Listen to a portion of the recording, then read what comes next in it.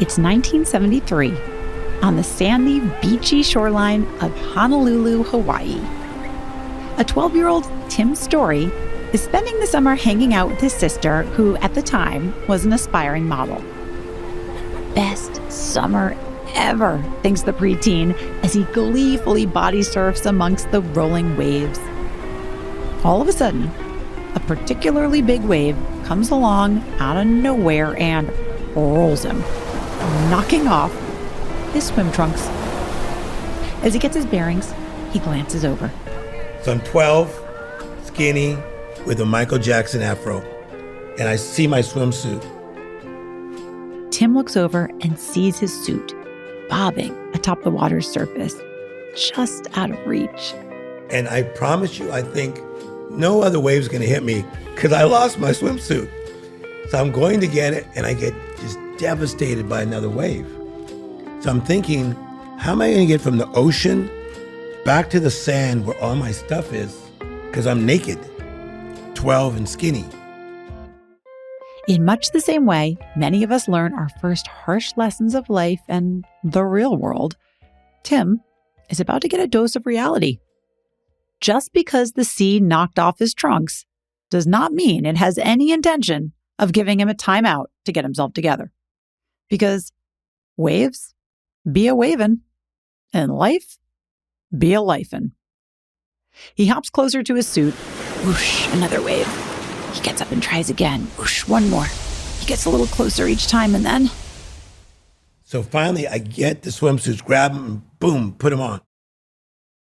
That's how I feel life can be sometimes. It's like you got hit by a wave, You're like, time out, okay, I just lost my job. Or time out, I just got divorced. Or time out, my daughter's acting crazy. But then another wave will hit. And so what I talk about is the waves will come, but it's important to, when the setback hits, don't sit in it, don't settle in it, and definitely don't cement yourself in it. And here, in a nutshell, is the philosophy of Tim Storey, one of the most prolific pastors, thought leaders, and high-profile life coaches in the game. Known as the comeback coach, he teaches people how to turn their setbacks into setups. And when I say he's taught people, I'm talking people. Tim has coached Kanye West. I would say Kanye is, he's my little brother. Charlie Sheen. There's sides of Charlie that other people don't know that I know, that I could go to his house and he'll cook me food. Robert Downey Jr., Dog the Bounty Hunter, Quincy Jones, and Oprah. That's right. The Queen herself. A tweet-tastic hour with author and life coach Tim Storey. You can go from nowhere to now here, just like that. When we think of the setbacks we all have in life, how many of us let them take us out for way longer than needed, simply because we didn't know how to get back up? What if you could get the playbook from someone who has helped some of the biggest stars, athletes, and executives come back from things that felt insurmountable? Like, I am a god. Everybody says, who does he think he is? I just told you who I thought I was, a god. And over 6 times during that call, you used the N-word. Yes, sir. Why were you using that word so freely? Well, I thought I had a pass in the black tribe to use it, kind of like Eminem. Who gave you the pass? The brothers. Who were the brothers? Winner, winner, chicken dinner. I don't think so. Winner, winner, Sheen dinner. Wouldn't we all like to just stop the waves of life from hitting us when we're in a crisis? When we're trying to figure stuff out? When we're just trying to collect our thoughts? Well, we can't stop the waves, but we can get tools and tactics to ride them out a bit more gracefully, to make life a little less choppy along the way. So, what is the key to a well-orchestrated comeback? It might not surprise you to know that according to Tim, it has a lot to do with gratitude. I'm Jamie Hess, and today, I'm bringing you life lessons and personal stories from the man himself, Tim Storey. Today, on the Gratitudeology podcast. Will you walk through the fire? Would you ride through the storm? Will you walk on a wire? Will you say you break through the madness? Set us down where we're safe. I'll be right here waiting till you find me again.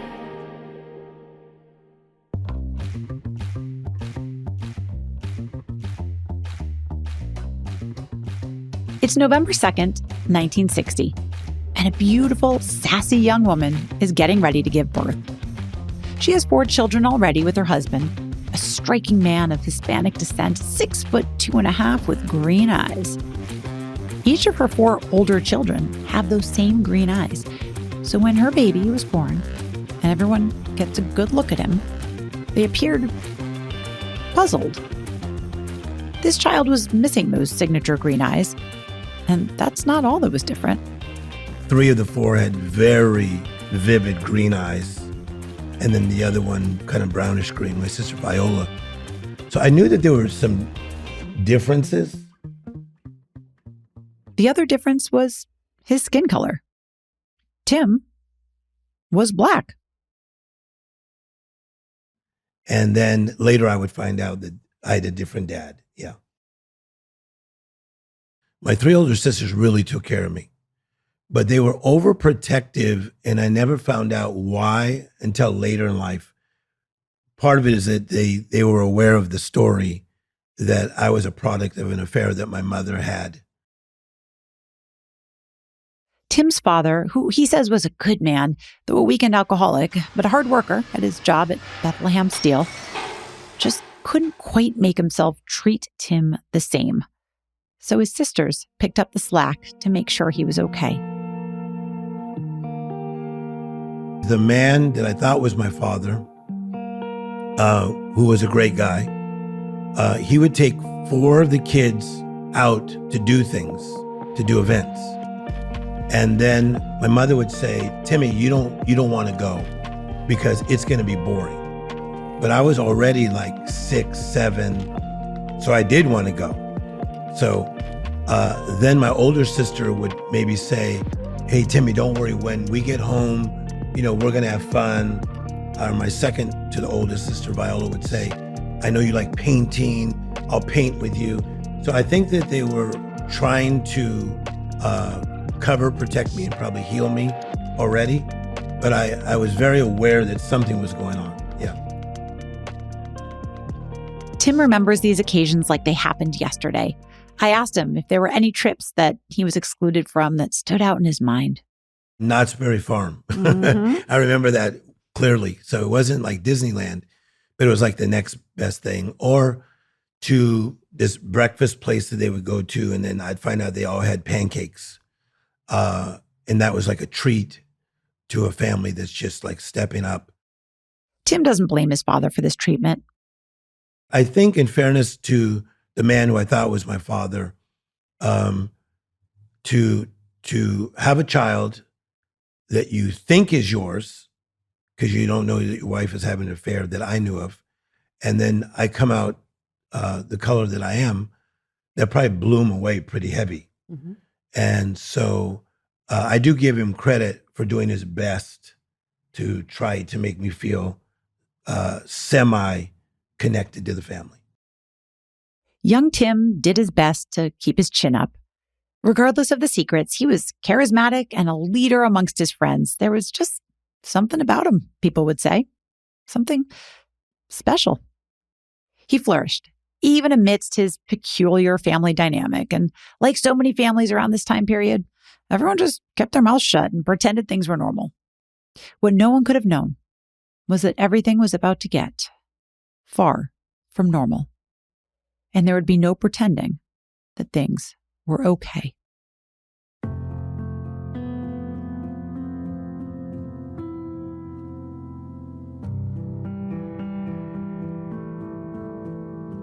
When Tim was 10, something unimaginable occurred. This man that raised me, that ended up dying when I was 10 in a car accident, he was going through a green light, and unfortunately a man ran a red light, and bless the man's heart, he came and apologized to our family, and it just an accident. And the man who I thought was my father died. Then, just 2 years later, My sister's in a car accident. She was so beautiful and amazing. Her two friends are driving in the front, seat. And my sister's in the back. They're going to San Francisco. They're just young. They're 20. They're going to have fun and meet one of their relatives. And she dies. And there's so many things in my life that have given me opportunity to go, I think I'm going to be a discount version of myself. Maybe that will feel better. Maybe if I'm not trying to shine so bright, and if I just discount myself, if I put myself on the sale rack, maybe the bad crap won't come at me so hard. Of course, those are thoughts that go through your mind. Tim tried to wade through his complicated feelings, and his aunt must have sensed that it was time for this boy to have a bit of clarity, that he deserved the truth. At a family gathering, she pulled him aside. So I was at a family get-together, and my aunt came up to me and she said, Timmy, I want you to know that me and your uncle are not doing so well. I must have been a very evolved 12-year-old for her to tell me this. And I probably will not see you again. But I want to tell you that, number one, you're going to be very well known in life. She literally said that. And she says, in fairness to you, you need to know some truth. The man that you think is your father, that is not your father. And then she began to give me some specifics. And she says, do you know that? I said, I know it in my inside. She said, have you discussed it with your brother or your sisters? I says, no. Have you discussed it with your mother? No. And then I said, in fairness to them, thank you for telling me, but that's all I want to know. And then she said something interesting. She said, do you want to know what he looks like? So it's not the day of the iPhone. It's the day of a picture. So I thought she was going to show me like a picture. She goes, you want to know what he looks like? And I said, no. And then she said, well, I'm going to tell you, he looks like, and she did this to my face. In recreating this story, Tim looks me in the eyes, much like his aunt must have done with him that day, and slowly circles my face with his pointer finger.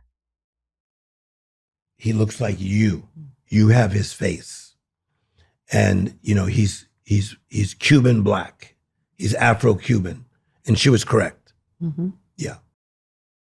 Eventually, Tim would try to confront his mom about these truths to get some clarity on his lineage, but she vehemently and angrily denied it each time. And here's the fascinating thing about Tim. For many, this would cause a rift or a deep angst.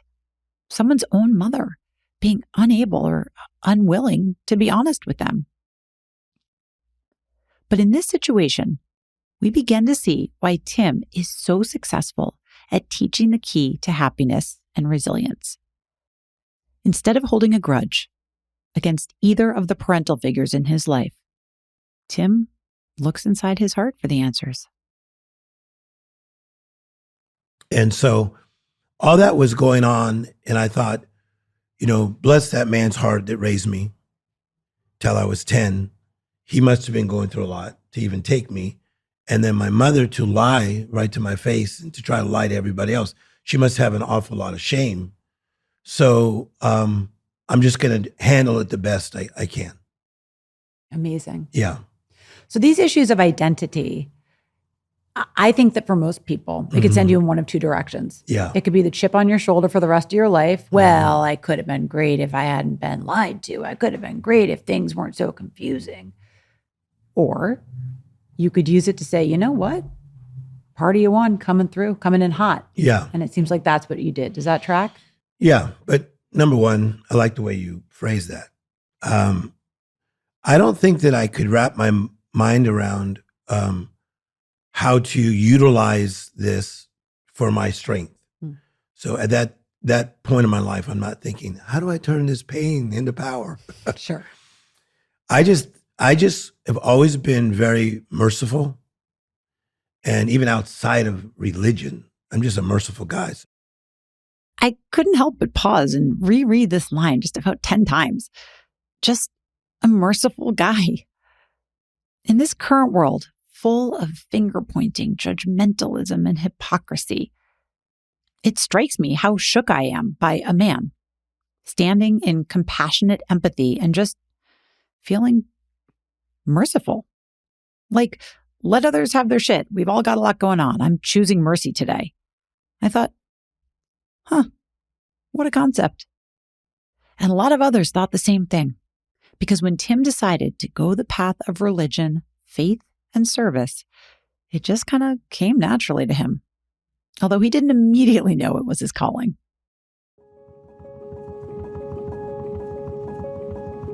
The interesting thing is that I really didn't like church too much when I was a kid. Because church lasted too long. But Tim knew he was a born servant leader. But when I was a junior in high school, a girl from my high school handed me a book on the life of Mother Teresa. By reading that book, it changed my life. I literally started crying because it said that she was going in to be a teacher. She was teaching Mother Teresa as an educator, but she could hear the cries of the orphans. And man, here I was, an athlete, funny guy, popular in school. I was crying reading this book. It touched me. So then I went to the guidance counselor who liked me, and he says, Timmy, I'm not kidding. I think you got like a calling on your life. Look how everybody looks to you as a leader. You're like a Martin Luther King, and you should study him too. So I did. So I went to seminary thinking I'm just going to be a humanitarian. That's how that started. Imagine being told by a high school guidance counselor that they see you like Martin Luther King. But Tim took it all in stride.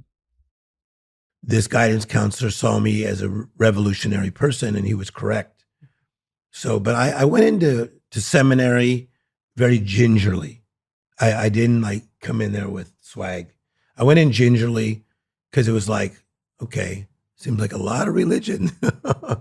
So I went into seminary and I started to create truly my own life coaching system before I'd ever heard of Tony Robbins or anybody. I'd never heard of Les Brown, Dale Carnegie, Zig Ziglar, anybody.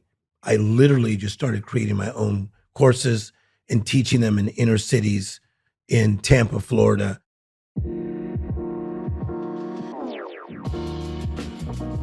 And it was this that would grab the attention of football player Reggie White. And Reggie said, I have money, you have a skill set, let's go. Reggie began helping Tim expand his teachings, and people, some pretty high-profile ones, start to take note. Yeah, so what happens is in the early 90s, I start to look out in different crowds, and then I'd see Denzel Washington in my meeting. And then I'd find out, oh, he was filming a movie and somebody invited him to come. And then I look over here in Miami and I see Danny Glover, but he was super big because he had just done those movies with Mel Gibson. And then another time I look over there and there's Ashley Judd.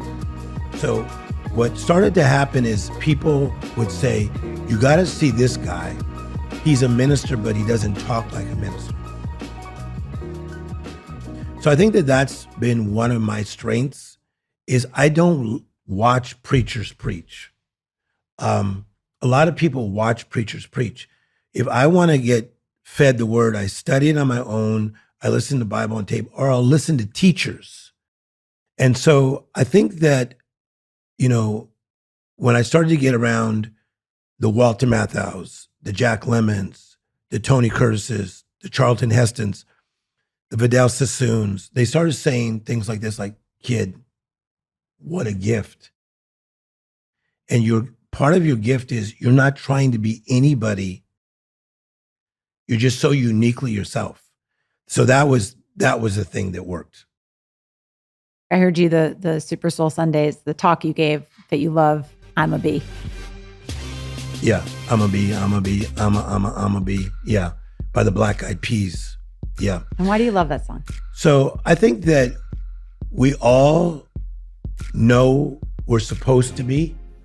So when I go speak at inner city kids, mostly at the age of like 5, 6, 7, I notice when they're like 9, 10, 11, they're already doing this, okay? But when they're younger, and I say, what do you want to be? And they'll say, I'm going to be an astronaut. A little girl, I'm going to be Beyonce. I'm going to be like LeBron James, a little boy. They have an I'ma be spirit. And so I think that what I brought to Hollywood was a fresh perspective, and I didn't want anything from them. Anything. So here's Tim preaching in a very unpreacher-like manner in this totally authentic, fresh way that's attracting people like a magnet because it's just cool. So he brings this fresh perspective back to LA and forms the Hollywood Bible Study. So the Hollywood Bible Study started in the house of Diane Cannon, who was married to Cary Grant. And it got so big that we then went to Sunset. But you'd see everybody walking through there. Tim pauses for a minute, as if to think back on all the icons who graced his audience at the Hollywood Bible Study. And it's as if you can see his wheels turning inside his mind. He decides to keep the full roster in this moment of euphoric recall in his head. So I don't need to name drop all the names because it will never happen again. No, I was helping like 700 and probably 70 of the biggest names we have in entertainment. So I think that it was just a time, a season, a hunger for God, a longing for God with a young guy that was breaking it down in a way that people could understand. I mean, I can understand that, can't you?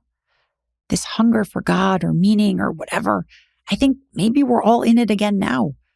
Desperate times, lots of confusion and angst. So people turn to faith for comfort. But what I find so fascinating about Tim's journey is how quickly he accumulated celebrities, like big name celebrities, into his following. I've heard it said that celebs flock to him simply because he doesn't try to tell them what to do. He's simply a soft place to fall. And fall? Did they ever? Look, as a former entertainment publicist myself for nearly 2 decades, I've always been fascinated with pop culture meltdowns. I mean, who's not, right? I'll admit it. I really leaned in when someone like Sheen or Kanye West, all people Tim has worked with personally, would have some sort of a public downfall. I would just get glued to TMZ like the rest of the world because I'm like, what is going on? These people have everything, right? They should be grateful, right? Yet they blow up their lives time and time again. So is it a lack of gratitude, a lack of boundaries, impulse control? Or is it something they didn't fix before they got famous that now came up to the surface? Or does Tim think that fame and money corrupt and cause the meltdown? I think that it's hybrid. It's both. So there's a scripture in the Bible, Jeremiah 18. It says, "For I am the potter and you are the clay. I'd like to shape you as seems best to me." And part of the process of making pottery, as you know, is they'll take the clay and put it on a wheel, and then the potter will begin to mold it. What I find with a lot of celebrities that I continue to work with, a lot of them only want to be molded to a certain degree because they have such talent, right? Such charisma. They're like, you know what? I know I'm supposed to show up at 1, but I show up at 2:30. Okay. They don't want to deal with that discipline side. And then there's also a part of the making a pottery where they take a thin wire and they take it through the clay. And when I've asked people that have done this, I said, why did you do this? And they said to take the air bubbles out. Because when I put it in the kiln, in the furnace, that if I do not get the air bubbles out, it'll crack or explode. So for the friends that you have that are entertainers and the friends I have that are entertainers, this is what we see. They're cracking and exploding because they're not dealing with the air bubbles that have always been there. Air bubbles. Little issues that maybe the rest of us would have to work out in real time, but celebs can kind of sweep under the rug while the rest of the world is giving them accolades. Truth is, as much as the world likes to put them down, it's not easy living life as a celebrity in the public eye with trolls and scrutinizers. To many of them, Tim represents a non-judgmental ear, a shoulder to cry on. Quite simply, Tim holds space for those who no one else will give any space to. How's it going, Kanye? Don't say anything to me, man. Like, stop asking me questions. You out in front of my house at 4 a.m.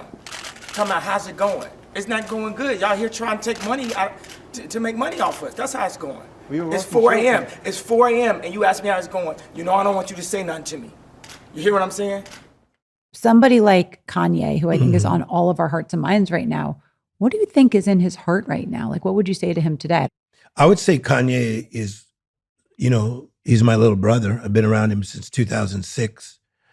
And I feel as close to him now as I did in 2006. I think in fairness to someone like that is you have to look at trauma. You have to look at devastation, life interruptions. And when you're so close to your mother, and I was very good friends with his mother, Donda, and he loses his mother, that's a devastating thing. And when you're dealing with, as Deepak Chopra calls it, mental hygiene problems, or as the great Dr. Amen says, brain health, those are the things that Kanye is dealing with. So, I love him. I talk to him. We're good friends, and we have great conversations. And my goal and my dream is that he will continue to find his way up and out, even though he has said some very ugly things and hurt a lot of people in his addiction. But I was with another very famous guy 3 nights ago, and at his show, he made a complete fool of himself because he was high, and he's very famous. I'm not going to say his name right now, but that was hard to watch. But I'm sure everybody that's listening have had moments in their life that would have been hard to watch had the cameras been on them. I'm not a Kanye West apologist, far from it.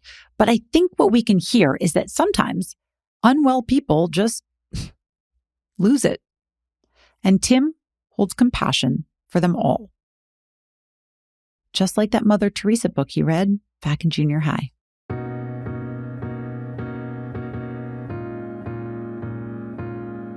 I asked about another toughie, Charlie Sheen. And I've been friends with Charlie Sheen since 98. And we have amazing discussions. He's a very nice guy, but can be very lost at times. And when he gets into that lost cycle, he's a completely different human being that I can look at him and he's not even the same guy. But he does interesting things like call my mother just to talk to her about life. That's right. Tim just told me that Charlie Sheen, this same Charlie Sheen. Your anger and your hate, I think, is coming off as erratic to people. Passion, my passion. It's all okay, passion. Your passion yes. is coming off as erratic right. to people. Well, you borrow my brain for 5 seconds and just be like, dude, can't handle it. Unplug this bastard. Yeah, because it fires in a way that is, I don't know, maybe not from this particular terrestrial realm. That Charlie Sheen calls Tim's mother to chat about life? There's sides of Charlie that other people don't know that I know, that I could go to his house and he'll cook me food. So I love people. So whether they're in the high or the low or the middle, I'll stick with you until you're just being really hurtful to everybody. Right. Then I got to just check you real hard. I took this chance to ask a tough question about another famous friend and client who Tim checked recently. Well, Dog the Bounty Hunter was somebody that you had empathy for, but also gave him a little check, right? Yes. So when Dog said some racist things The accusations are serious and scathing. Dog's daughter claiming he is racist, homophobic, and was unfaithful to her late mother, Beth, who died just over 2 years ago. Did you cheat on Beth? No. Never. Never. His team asked me to go on Larry King with him. And the people that were around me said, not a great idea. And so I had to look at like, okay, I got a pretty dope career going here, but I don't believe that Dog is a racist, even though he said things that were racist. And so I did go on Larry King with Dwayne Dog Chapman and defended the fact that he was not a racist, but had a big mouth. And I remember Beth, his late wife, who I did her funeral, said, man, nobody talks to my husband like that. I can't believe you get away with things like that. This is, at its core, what makes Tim, Tim. He can get away with shooting straight with these big celebs who often hear nothing but yes. He can talk to them and not get intimidated by them or bow down. He just holds space. So I really come real with these people. Yeah. There's not one guy I've ever backed off to, male or female. And as you know, I deal with the biggest. Yeah. Well, so let's go there. Let's talk about Oprah. Yeah. Right. So it really seems to me, Tim, like as far as the law of attraction goes, you just have the magnet turn the right way. Okay. And I think that comes from gratitude. So in 2015, a big opportunity came to you, and that was with Oprah. Can we talk about that? Yeah. So before that, before 2015, Quincy Jones, who has mentored me since I was in my late 20s, he kept telling Oprah, you gotta have Tim on. And Oprah's thing, and Oprah will watch this, so hi, Oprah. Not gonna lie, I just peed my pants a little. Hi, Oprah? Okay, back to Tim. Oprah's thing was, kind of met guys like Tim, and Quincy kept saying, no, you have not. Trust me, you've not met this guy. So Oprah said to me, Tim, 9 different times, he just kept bugging me. And her former executive producer of over 20 years, Diane Hudson, is one of my best friends now. And she says, Tim, I remember your face of your book, okay, Utmost Living, on my desk forever because, people just kept sending it over and over, like, put him on. And, I think so much is about timing. And there came a time that it was like Gayle King, who's so nice to me, Diane Hudson, BB Winans, the singer, and Quincy all just surrounding Oprah and saying, pay attention to this guy. And man, when we met, it was like fire. We sat in her backyard for the first time around 2014, before we did the interview in 2015, and just went at it like we had known each other since we were kids. And that continues now. What was it like to walk out there the first time you were meeting Oprah? I think that I have such respect for her, and she's one of my favorite minds ever, if not the favorite mind. And part of the thing about her, and your mother would know this. Tim is referring to my own mother, TV journalist Joan London, who of course has met and adores Oprah. She really remembers things. So she's done so many interviews. She's like a walking library.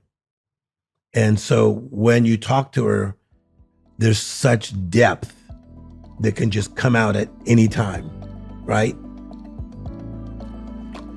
So you could be like in the humor section, because she likes to laugh with me, and we like to do our little gossipy stuff.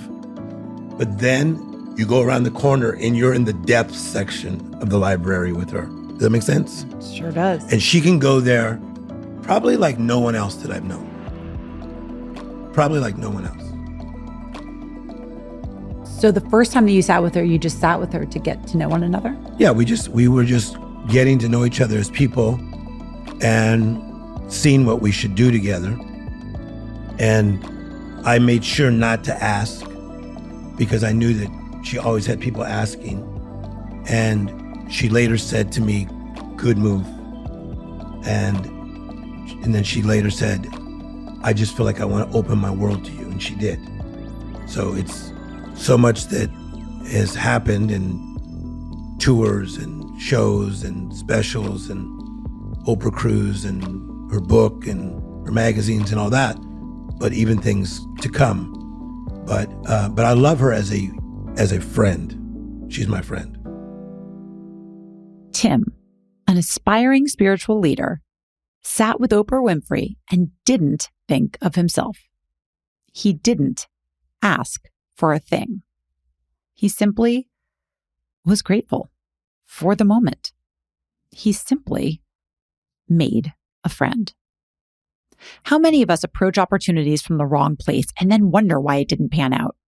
We either come out of the gate too bold, asking for too much and getting rebuked, or we shrink down, not feeling worthy of the attention. Which brings us back to the concept we started today's episode with. After the tragedy of Tim's youth, it would have been so easy for him to fall into a state of victimhood.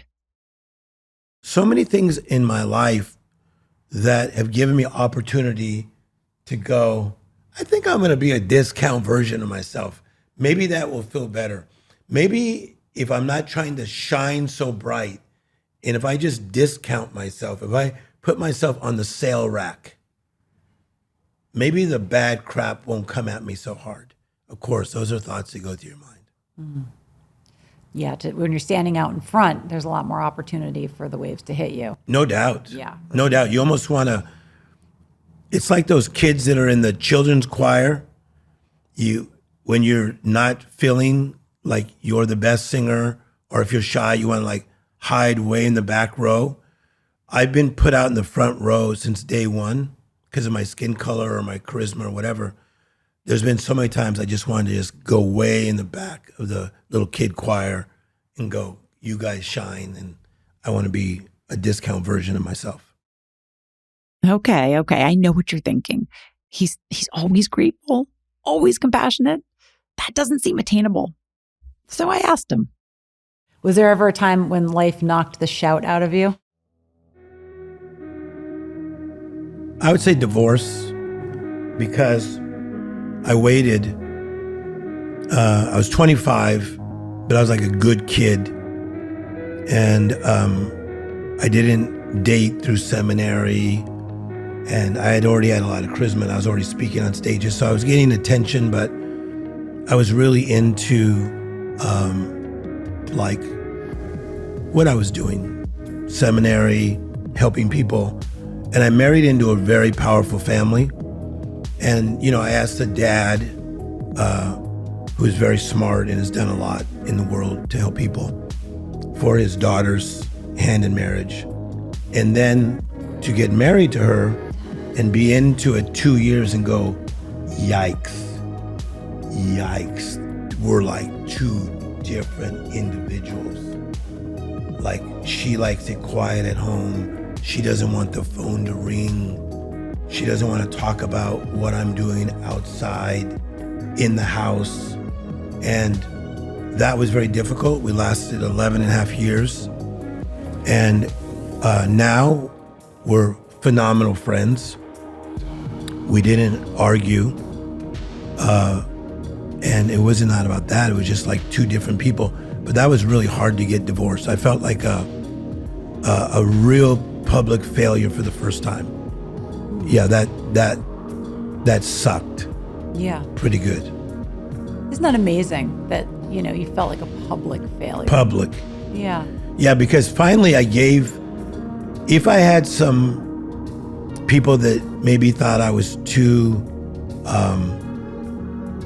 happy, I think this gave some of these people a chance to finally go, look at that little bastard. He can't even keep his marriage together. And, I was really like attentive to my kids and trying to do the best I could. But I would say in hindsight, I was not equipped to handle her. Interesting. Sounds like you have a lot of empathy for everybody else, but sometimes not all of the empathy for yourself. 100%. Yeah, that's human. Yeah, very human. Yeah. But good call on that. But I don't beat myself up. But I just think that in certain cases, I could have done a better job. Sure. Yeah. And here is that quiet humanity that makes Tim not just a spiritual giant, but a humble friend. He is known as the comeback coach because he's had to turn his own setbacks into setups so many times. He refuses to be knocked down by life's waves, and he helps others do the same. And from sitting here for the hour with Tim, I can totally understand why. He lives in a place of resonance that's pleasantly powerful and powerfully pleasant. He's a lot, but not too much. He both holds space and commands the room. His gratitude shines through a light so bright it cut through the darkness of his youth, but not so bright that it blinds people or shines obnoxiously in their eyes. Tim embodies that warm glow that sparks just enough brightness in the room to make it feel like home, safe. And his light continues to shine in his latest book, The Miracle Mentality. So you wrote The Miracle Mentality. What are the main takeaways? Okay. So the idea of the miracle mentality came from Sunday school when I was a kid. So I'm a little chocolate kid being taught by these Sunday school teachers. There was a guy by the name of Noah, and he built his ark. Okay. There was a guy by the name of Abraham. He was in his 90s, was not supposed to have a baby, and he did. Okay. I'm like 5, 6, 7. I'm buying into these stories. I'm like, this is dope. Okay. So I was already forming a miracle mentality at 5, 6, and 7. And then when they took me to Disneyland when I'm like 7 years of age, it was over with. What? Tomorrowland, Frontierland, you go in this one place and this bear is singing? I mean, I was hooked. You know, this ride, the Matterhorn, I was hooked. So the miracle mentality just formed. And the more I realized that there was this amazing God that allegedly did amazing things, I bought into it. It wasn't about religion. It was about, I bought into this thing that God could do amazing things. Yeah. So let's talk about the book a little bit. Like if people are to get that book, why are they buying it? Yeah. What do they want in their life? So I think that in my travels, 78 countries of the world, just 3 weeks ago, I was in Istanbul, Turkey, and in Sofia, Bulgaria. So I travel the world as a humanitarian and as a speaker. What I've found that people live in these categories: the mundane, I'll give you some M's here, the messy, and the madness. And the fourth one is in the magical. Most people are so caught in the mundane, they miss the magical. Okay. It's like butterflies can come by you and you miss them because you're in the mundane of just feeling overwhelmed. The messy is the disheveled. Things are not right in your life. But magical moments are trying to come and visit you, but you're pushing them away because of the messy. The madness is the chaotic, which most people have been there that are watching this podcast. You've been there, I've been there. And you are totally missing the magic. The magic to me is the extraordinary, uncommon, not regular. So I teach people how to tap into the magic on a daily basis. Oof. And I cannot be beat at this. I can be beat at making waffles or other food items, but in this, I cannot be beat. So where do you sit? The mundane, the messy, the madness, or the magical? I know where I sit. Oh, do I ever. You know, I got to tell you just anecdotally and personally, this is what I struggle with more than anything. Yeah. I think like most people, I'm not stuck in the mundane. I'm stuck in the chaotic, overwhelmed madness of ambition, of wanting to do great things. Yeah. And because of it, it's always like, oh, I'll make time for the magic tomorrow. Yes. Mm-hmm. Tomorrow. Mm-hmm. Never comes. Never comes. So for those of us who are living a normal modern life, especially those of us who are really in our hustle and want to do great things, how do we slow down enough to make room? Part of it is what you're about. That's why I'm gravitating to your message, is this whole idea of gratitude. Is that when you get into gratitude and you begin to think, hey, I may not be what I want to be, but thank God I'm not what I used to be, it gets better. Like, let me give you an example. So I was talking to a young guy that had been hit by a car, and now he's paralyzed from the waist down. And I said to him, on a scale of 1 to 10, how do you see your life? He said, about a 9. And I said, what would make it not a 10? One would think he'd say, the accident, that now I'm a person that cannot walk. He said, my mindset. I don't believe in myself like I should. I never brought up the accident because he didn't in that context. But it's an amazing thing that here's a guy in a wheelchair that it was not being in the wheelchair that was stopping him. It was something else, just his mindset and believing in himself. So your whole idea of gratitude and realizing that, wow, we have so much to be grateful for, that is the beginning of the miracle mentality. So when I wake up every single morning, I am like so thankful. I'm like little Timmy from Compton who can't wait to be first to the little TV with a hanger coming out of it so I could watch the cartoons before my brother and sisters. Does that make sense? It sure does. And this is the energy you feel today. I don't try to create this energy. This is actually just who I am.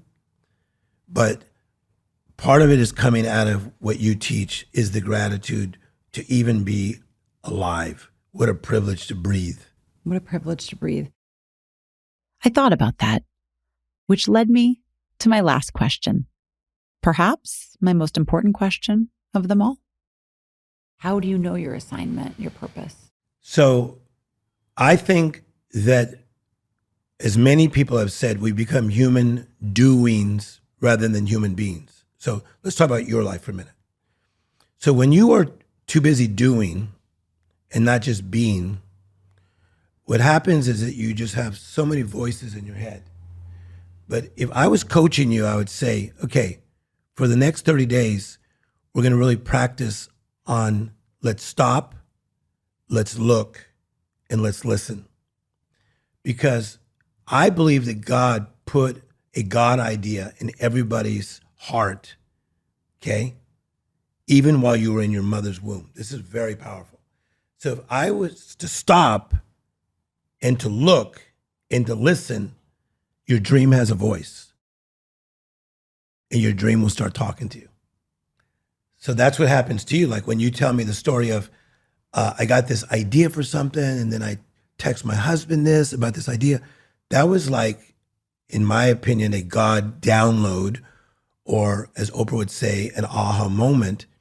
But my thing to get in alignment to my assignment is I stop and I look and I listen. And my assignment is to serve people and to love people and to be very alive, because I will only be alive so long on this planet. And I don't mind being 62, because what a privilege to be 62. And I want to be 92 and look super dope, super swag. Like when I saw Sidney Poitier walking through the Beverly Regent when he was in his 80s, and he's like, what? That's going to be me. That's my goal, at least. So I'm into serving people, but I'm also into living. I like living.